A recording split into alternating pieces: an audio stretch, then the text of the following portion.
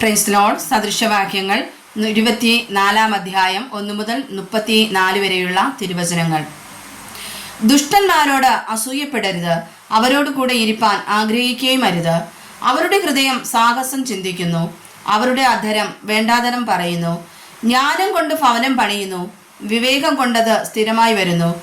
പരിജ്ഞാനം കൊണ്ടതിൻ്റെ മുറികളിൽ വിലയേറിയതും മനോഹരവുമായ സകല സമ്പത്തും നിറഞ്ഞു വരുന്നു. ജ്ഞാനിയായ പുരുഷൻ ബലവാനാകുന്നു, പരിജ്ഞാനമുള്ളവൻ ബലം വർദ്ധിപ്പിക്കുന്നു. ഭരണ സാമർഥ്യത്തോടെ നീ യുദ്ധം നടത്തി ജയിക്കും. മന്ത്രിമാരുടെ ബഹുത്വത്തിൽ രക്ഷയുണ്ട്. ജ്ഞാനം ഭോഷന് അത്യുന്നതമായിരിക്കുന്നു. അവൻ പട്ടണവാതിൽക്കൽ വായ് തുറക്കുന്നില്ല. ദോഷം ചെയ്യുവാൻ നിരൂപിക്കുന്നവനെ ദുഷ്കർമ്മി എന്ന് പറഞ്ഞു വരുന്നു.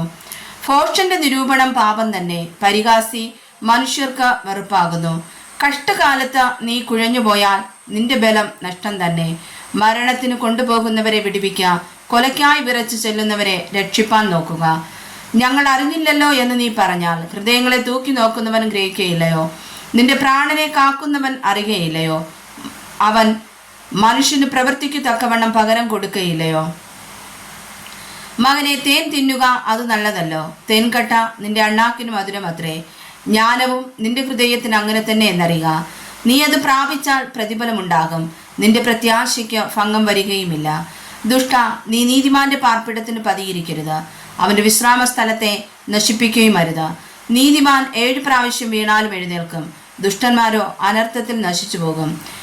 നിന്റെ ശത്രു വീഴുമ്പോൾ സന്തോഷിക്കരുത്, അവൻ ഇടറുമ്പോൾ നിന്റെ ഹൃദയം ആനന്ദിക്കരുത്.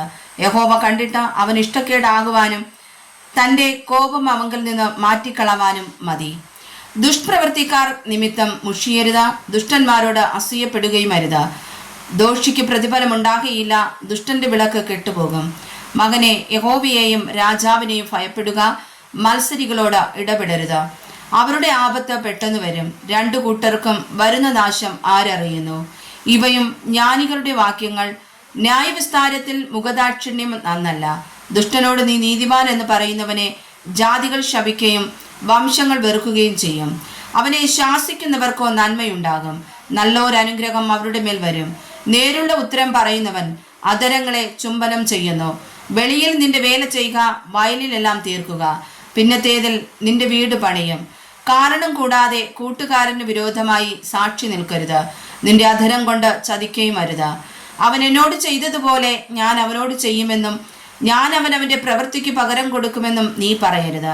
ഞാൻ മടിയൻ്റെ കണ്ടത്തിനരികെയും ബുദ്ധിഹീനന്റെ മുന്തിരിത്തോട്ടത്തിന് സമീപയും കൂടി പോയി. അവിടെ മുള്ളു പടർന്ന് പിടിച്ചിരിക്കുന്നതും തൂവ നിറഞ്ഞ് നിലം മൂടിയിരിക്കുന്നതും അതിൻ്റെ കന്മതിൽ ഇടിഞ്ഞു കിടക്കുന്നതും കണ്ടു. ഞാനത് നോക്കി വിചാരിക്കുകയും അത് കണ്ട് ഉപദേശം പ്രാപിക്കുകയും ചെയ്തു. കുറെ കൂടെ ഉറക്കം, കുറെ കൂടെ നിദ്ര, കുറെ കൂടെ കൈകെട്ടി കിടക്ക. അങ്ങനെ നിന്റെ ദാരിദ്ര്യം വഴിപോക്കനെ പോലെയും നിന്റെ ബുദ്ധിമുട്ട് ആയുധപാണിയെ പോലെയും വരും. വായിച്ചതായ തിരുവചനങ്ങളാൽ കർത്താവ് നമ്മെ സമർത്ഥമായി അനുഗ്രഹിക്കുമാറാകട്ടെ. ആമേൻ.